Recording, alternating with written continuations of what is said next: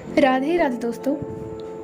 एक बार ऋषि भृगु ने भगवान विष्णु को छाती पर लात मारी, लेकिन भगवान विष्णु ने ऋषि के पैर की मालिश की और पूछा कि क्या उनके कठोर छाती को लात मारकर उनका पैर घायल तो नहीं हो गया है। लक्ष्मी ने इसे बहुत अपमानजनक पाया और विष्णु से ऋषि भृगु को दंडित करने को कहा, लेकिन विष्णु ने उनकी प्रशंसा की और लक्ष्मी को सांत्वना दी। उन्हें यह बहुत अपमानजनक लगा और उन्होंने भगवान विष्णु को छोड़ने का फैसला किया। भगवान विष्णु से अलग होने के बाद देवी लक्ष्मी आत्मदंड के लिए गोलापुरम पहुंची। उनके क्रोध की भावना थी, वे भगवान विष्णु के पास वापस नहीं जाएंगी।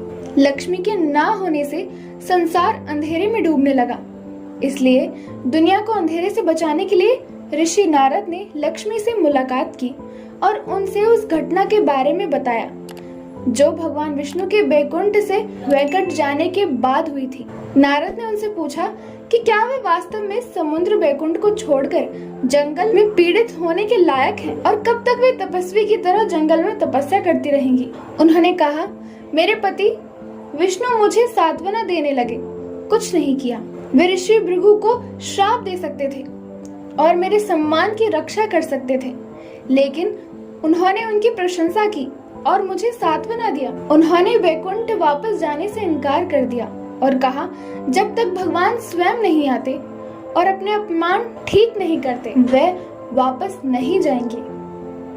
उनकी बात सुनकर नारद ऋषि मुस्कुराए और कहा, हे देवी, आपकी बात सुनकर मुझे आपसे गहरी सहानुभूति हो रही है।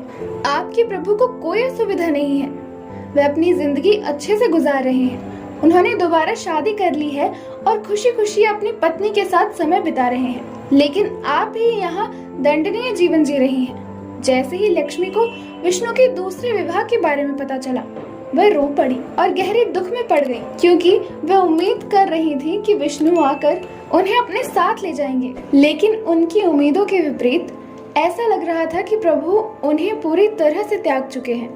उन्होंने सोचा कि अब वे उनसे कभी नहीं मिल पाएंगी।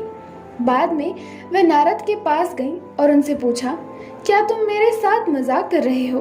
क्या जो कहानी आपने सुनाई है वो सच है?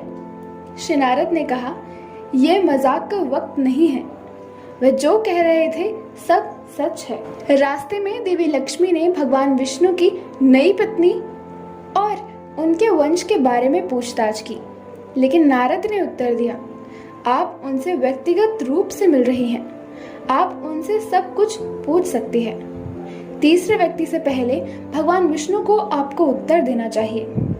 जैसे ही वे वैकुंठ पहाड़ों पर पहुंची, वे विष्णु से मिली और उनसे गुस्से से पूछा, हे भगवान, क्या ये मेरे प्रति आपका स्नेह है? जब मैं जंगलों में पीड़ित थी तो आपने दूसरी शादी कर ली। आप ऐसा सोच भी कैसे सकते हैं? क्या आप कभी उन जंगलों में आए हैं जहाँ मैं आपकी प्रतीक्षा कर रही थी? भगवान विष्णु ने उनसे उनकी बात सुनने के लिए कहा। उन्होंने लक्ष्मी को उनकी सच्चाई सुनाने के लिए मना लिया और कहा, जब मैं राम के रूप में पैदा हुआ तब आप उसी अवतार में मेरी पत्नी सीता थी। अपने पिता की इच्छा पूरी करने के लिए हम अपने भाई लक्ष्मण के साथ जंगलों में चले गए। उस समय रावण ने चतुराई से आपसे रक्षा की रेखा पार करने के लिए बाहर आने का अनुरोध किया। उसके प्राणों की रक्षा के लिए मैं आपको अग्निदेव को पहले ही सौंपाया था और आपके स्थान पर रावण वैद्यवती का हरण करके ले गया था। रावण से युद्ध करके हम अपने स्थान को लौटाए। तब मैंने अग्निदेव से आपको वापस मांगा। तब उन्होंने मुझे वैद्यवती से विवाह करने का सुझाव दिया। चूँकि मैं पहले ही सीता के रूप में तुमसे शादी कर चुका था, मैं दूसरी महिला से शादी नहीं कर सका, इसलिए मैंने वैद्यवती को कलयुग में उनसे विवाह करने का वचन दिया। अब मैंने जिस लड़की से शादी की उसका नाम वैद्यवती है, जिसका पुनर्जन्म पद्मावती के रूप में हुआ था। देवी लक्ष्मी ने महसूस किया कि भगवान विष्णु गलत नहीं है और वे पहले की तरह खुश हो गई। उन्होंने लक्ष्मी से फिर बात की। पद्मावती से विवाह करने के लिए मैंने कुबेर से उधार लिया और अब मुझे कर्ज चुकाना है, इसलिए आपको मेरे लिए एक उपकार करना है। इस अंधकार के युग में मेरे भक्तों के धन को समृद्ध करना। भगवान ने लक्ष्मी को अपने दिल से पालन करने के लिए कहा।